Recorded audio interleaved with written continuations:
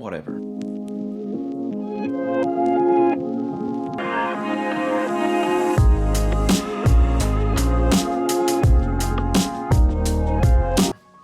The emotions we convey in a video like this one is one of the many variables that either make it great or just like another video. For me personally, the most important one is the colors. I mean, you can watch tons of videos going into details on technicalities and metrics like resolution and dynamic range, but unless you are a video quality nerd that zooms in and out of every frame checking for color tone and sharpness, for most people it probably only comes down to the color, and by that I mean color science. But before going any further, I think I need some coffee.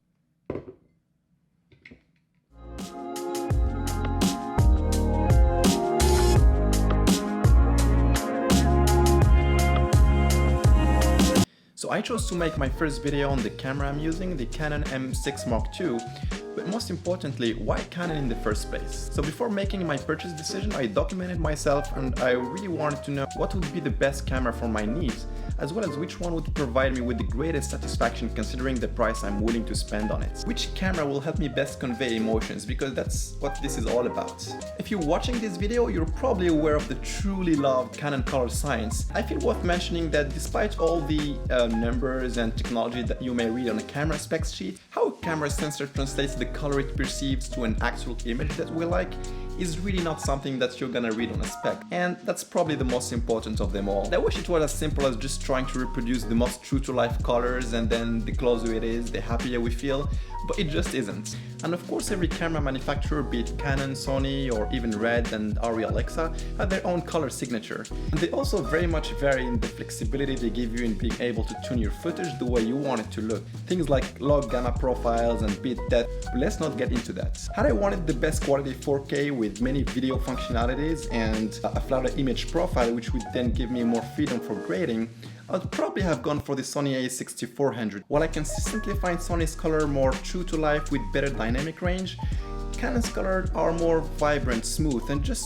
tend to be more pleasant to look at. Another important factor to consider is your workflow. Do you systematically want to spend time color grading your footage, or do you also prefer to have the option of a grade out-of-the-box colors ready to send to a screen and enjoy? And I think that's another point in favor of Canon. And last but not least, everything has a learning curve apart from the Canon UI. You just unbox it, put the battery, switch it on, and it instantly uploads whatever you need to know into your brain. Not really, but pretty close. It's very simple and intuitive. Right, that's all about my Canon sponsoring scripts. Just kidding, there is no script. That was all my personal opinion. At the end of the day, we're talking about conveying feelings and emotions, so it really couldn't be more subjective, and it comes down to personal preference. If you've just bought a camera that is not a Canon, absolutely no regret. At this point in technology, for most projects, any choice is a great choice. Guys, if you prefer the Sony, no hate. I completely understand. That's it for this video. I hope you guys enjoyed it. If you have any question, leave it in the comments down below. I'll definitely answer them. Right. And no matter how beautiful the colors are, what matters the most is probably your story. Right. I'll see you guys in the next video.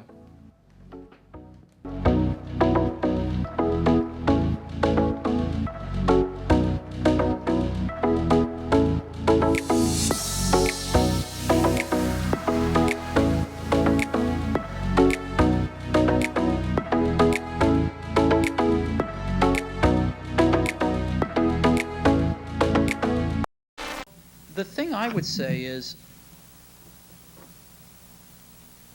when you grow up, you tend to get told that the world is the way it is, and your life is just to live your life inside the world, try not to bash into the walls too much, try to have a nice family life, have fun, save a little money.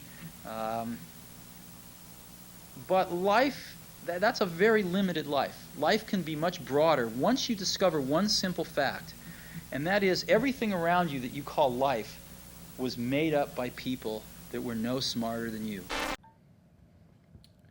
Oh, and if you notice so much difference in the lightings, that's because I've been filming before, during, and after the sunsets.